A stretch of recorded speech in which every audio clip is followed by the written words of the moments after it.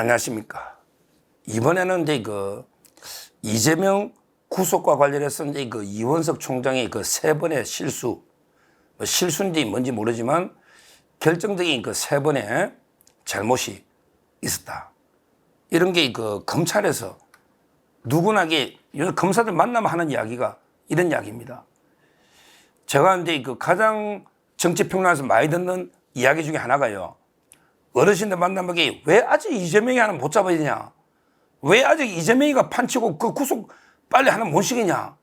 이런 이야기를 제가 귀에 진짜 따갑도록 얼마나 이야기를 많이 들었습니까? 그러니까 제가 여기 뾰족한 대답을 해드릴 수가 없고 아이고 어르신 그래도 좀 기다려 보세요. 검찰도 두 번이나 영장 청구했는데 한 번은 국회가 부결하고 한 번은 유창훈이가 해버렸는데 이거 어떡합니까? 좀 노력하니까 조금만 기다려 보십시오. 이런 식으로 저도 대충 넘어갔거든요. 하여튼 제가 이제 법조인이고 방송하다 보니까 어르신들이 전부 제보고 왜 이재명이 하나 못 잡아졌냐 이런 이야기예요.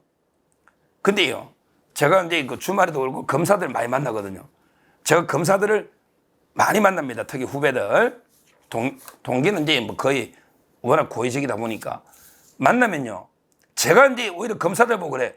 야, 너가 어떻게 아직 이재명 하나 구속 못 시키냐? 제가 이제 어르신들한테 맨날 당했으니 이제 검사들은 저보다 더 직접적으로 수사하니까 너 검사들 이재명이 하나 못 잡아야냐? 그렇게 제가 많은데 이렇게 제가 계속 검사들을 다그치면 이때 검사들이 꼭 하는 말이 있습니다. 이걸 총장은 좀 들어야 됩니다. 제가 검사 한 몇십 명한테 들은 이야기 때문에 이게 방송이 되는 겁니다. 한두 명이 하는 이야기가 아니기 때문에 만나는 검사마다 이재명이 못 잡아있는 이유를 설명하는 게 이게 총장님하고 그때 중앙지검장, 서울중앙지검장 송경호 저하고 대학 동기지만 그거 떠나서 두 명의 책임이 있다는 거예요. 이걸 한번 우리가 지나간 거지만 복귀를 해보자고요. 우리 바둑도 끝나고 나면 복귀를 해보잖아. 그래 다음에 실수를 안 하고 검찰도 냉정하게 2년 동안 왜 이재명이 하나 구속을 못했을까? 한번 복귀를 해보자고요. 그래야 다음에 더 좋은 또 방안이 대책이 나올 수가 있잖아요. 이재명이 저는 세 번의 결정적 기회가 있었는데 놓친 게요. 세 가지 이원석이 총장이 세 번의 실수, 실수인지 뭔지 모르지만 세 번의 기회를 이걸 제가 한번 말씀을 드려보겠습니다. 첫째는 성남 FC 사건을 왜 서울로 가져간 겁니까? 이거부터 문제 삼아야 돼요. 이걸 왜 가져갔냐 얘기지. 그냥 성남 FC 수사를 잘했잖아요. 그때 이창수 검사장이 410명의 정인회가 그때 잘했잖아요. 뇌물이 133억이잖아요. 이거야말로 제3자 뇌물죄가 있는 한 완벽하게 못 빠져나가는 진짜 이거는 탄탄한 수사였거든요. 그때 이원석 총장도 수사 잘했다고 인정했잖아요. 그래서 이창수 승진도 하고 검사장으로 본인이 칭찬해주고 수사 잘했다고 했잖아요. 그러면 그때 성남에서 영장을 바로 쳤으면 133원 뇌물이 영장을 기각시킬 이유가 없잖아요. 이재명이 다 다투고 있고 네이버나 차병원 우리 이거 했잖아. 어제 황성태 갈 때 33을 뜯어왔다니까. 분당 경찰서하고 보건소 이전하고 이것 때문에 미는 대가로 두산은 용도 변경해가지고 얼마 벌었습니까? 두산이. 네이버는 차병원 푸른 위례까지 받았잖아. 5억을. 푸른 위례가 아무것도 아닌데 이게 뇌물 아닙니까?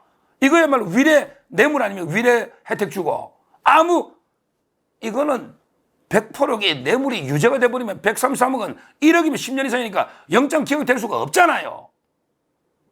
이걸 처음에 성남FC 다 수사한 걸 송경호 중앙지검장이 서울로 넘기라. 이래서 서울로 가져갔잖아요. 거기에 총장이 허락 없이 됩니까? 그러니까 이게 뭉쳐버렸잖아. 대장동, 그 다음에 위례 FC, 이게 묶여버리니까 오히려 영장실, 이거는 국회에서 그냥 바로 돼버렸잖아. 국회에서도 부결을 따로 했으면 계속 부결 못할 거 아닙니까? 그냥 세 개를 딱 묶고 나니까 한 번에 국회에서 부결시키니까 아예 영장 받아보지도 못했잖아 그때 심사를. 그냥 따로따로 대장동만 중앙지검에 치고 FC는 그냥 성남에 치면 국회 부결을 계속 방탄을 계속 못할 거 아닙니까? 더군다나 FC는 딱 다툼이 없고 액수가 크잖아요. 그때 성남 FC를 성남에 영장 치고 기소했으면 끝났다는 거예요. 벌써 구속되고. 왜 그럼 가져갔냐? 저는 결국 이 송경호 중앙지검장이 자기 공을 좀 세워가 자기 총장을 노렸다. 이게 법조계 파다 소문입니다. 송경호 서울중앙지검장이 29기잖아. 이원석 총장 확실히 친하잖아. 27기 물러나면 자기 총장은 송경호다. 그러니까 내가 공을 좀 세워야 되겠다. 야, 다 보내, 좀 서울로. 내가 하겠다. 이래가 대실패를 한 거 아닙니까? 이렇게 갖다 붙인 거. 이게 첫째, 저는 잘못이다. 이래 보고요. 두 번째, 더 뼈아픈 게 똑같은 취지인데 더 뼈아픈 게 바로 쌍방울 대북 송금 이 사건요. 이걸 기소한 이걸 그냥 수원에서 영장을 바로 치으면 이거는 진짜 100% 노는데 왜 100% 노느냐? 쌍방울 대북 송금 이거는요. 거기 수원지검에 바로 치으면 유창훈이도 없지만 수원지검에 바로 치으면 수원지검에 영장 기각된 사람이 한 명도 없다는 거예요. 이화영, 김성태, 안부수, 박용철, 신명섭 한 명도 영장이 기각된 사람이 없다는 거예요. 대북 송금 관련자 중에. 근데 이재명이만 영장을 기각해 줄까요? 수원지검의 판사가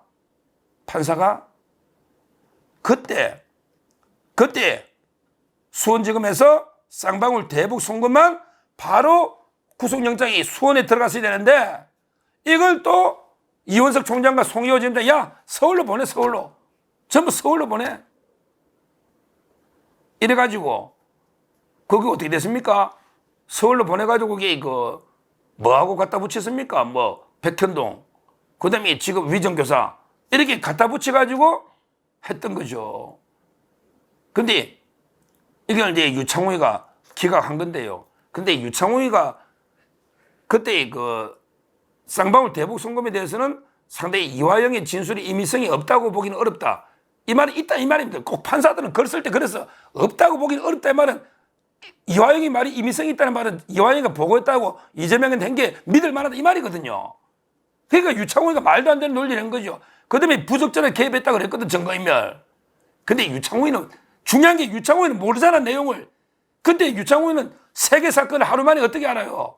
근데 수원은 다 한단 말이야 판사들이. 왜? 쌍방울 대북 송금의 모든 관련자들 영장을 심사해서 다 100% 발급해준 게 수원의 판사들이니까 내용을 훤히 알고 있잖아요.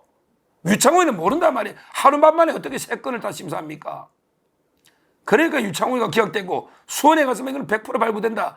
한번 물어보세요. 검사들이 다 그래요. 특히 수원에 있는 검사 다 그래요.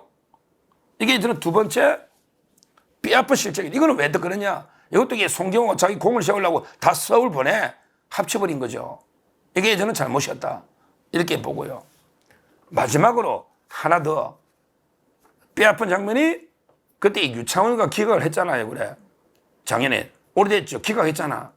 그러면 이게 바로 재청구를 했었어야 된다는 거예요. 아니 영장이 기각된 데서 지금까지 끌어가지고 이제 불구속 기소하잖아요. 이런 역사가 없다는 거예요. 검사들이 볼 때. 그때 불구속 그때 영장 유창훈이가 말도 안 되게 기각해가지고 수원에 보냈잖아. 그러면 그때 수원에서 이화영이나 이게 조금만 더 조사해서 그때 개입했잖아요. 부인이 백정화 씨하고 그다음에 막 변호사 난리치잖아요. 그 조금만 보안 수사하면 유창훈이도 거의 다 이화영이 말이 임의성이 있다 했거든요. 그러니까 그때 기각됐을 때 바로 보안 수사를 통해서 수원에 그때 바로 쳤어야지. 이걸 지금까지 끌다 보니까 어쩔 수 없이 이번에 총선도 지고 어떻게 하다 보니까 이번에 불구속 기소한 거 아닙니까? 이거 뼈아픈 실책입니다. 그때 눈치 안 보고 바로 이게 다시 영장을 수원에 재청구했으면 눈이 앞에서도 말했지만 수원에서는 게 내용을 훤히 하기 때문에 영장이 100% 발부된다. 이 말이에요. 지금까지 끌다가 타이밍 다 놓치고 총선에 앞서가니까 이제 불구속으로 기소했지 않습니까? 다시 한번 정리해보면 세 번의 결정적인 구속 시킬 수 있는 결정적인 좋은 이게 호기가 있었는데 이원석 총장과 송경호 중앙지검장 잘못된 판단으로 다 놓친 거예요. 그때 첫째 성남FC 이걸 성남에 청구했으면 됐다. 두 번째 쌍방울 대북 송금도 바로 서울로 합치지 말고 수원에서 바로 청구했으면 거의 놓았다는 거예요. 거의 놓았다. 유창훈 같은 판사도 없을 분들은 내용을 아니까. 그 다음에 마지막 세 번째로 쌍방울 대북 송금 한번 기각되고 나서도 수원에 가서 그때 즉시 보안수를 통해서 1, 2주 내에 바로 다시 청구했으면 수원에서는 논다 이거예요. 이제 노잖아. 수원의 판사들은요 다 알아요. 이재명의 주범인 거. 이거 천하가 다 압니다. 이거는 못 속여요. 이재명 방북대 가고 경기도 방북 맞거든요. 팩트니까. 쌍방울이 수많은 직원이 있고 경기도에 수많은 직원이 있고 북한에 수많은 관련자들이 있잖아요. 이 모든 기회를 이원석 총장의 잘못된 판단과 송경호 중앙지검장의 욕심이 자기가 뭐 총장 욕심인지 뭔지 있겠지. 지금 부산 고검장을 갔잖아요. 이게 망친한 거예요. 이걸 우리가 제대로 한번 이게 복귀를 해봐야 된다. 그래서 앞으로는 이재명의 또 남은 범죄가 많잖아요. 지금 보니까 쪼개기 후원금 끝났더만요. 쪼개기 후원금 수사 다 소환해가 쌍방울 고가하고 법카하고 또 있잖아. 이제 우리도 쪼개서 기소하자 이 말이에요. 이재명처럼 쪼개기 후원금처럼 쪼개서. 그 다음에 그 2402호도 이제 마무리됐고요. 그 다음에 얼마 전에 보도 났잖아요. 강백신 검사, 정자동, 판교 일턴 호텔. 요걸 이게 교훈 삼아서 이제 각자 청구하래, 그지? 강백신 검사, 성남에서 판교, 정자동 요걸 영장을 또 치십시오. 요거 됩니다. 5단계. 성남에서. 2402호도 있고 많이 있잖아요. 많이 있어요. 오늘 제가 설주환 변호사 방송에 했더니 서울중앙도 제일 이게 의심가는 게 80억 배소연이 요게 자기는 제일 의심가는데 어떻게 아직 그게 진척이 없으니까 답답해 하던데 그런 게 좌파 변호사들도 배소연 80억은 제일 이게 힘들어 하겠죠. 요런 걸 이게 교훈 삼아서 앞으로 이게 각자 성남 수원에서 서울대로 하고 제대로 이게 수사해서 다시 영장을 취하겠다. 지나간 거는 어쩔 수 없이 이게 우리가 복귀를 제대로 해봐야만 앞으로 제대로 대처할 수 있다. 이렇게 말씀을 드립니다. 감사합니다.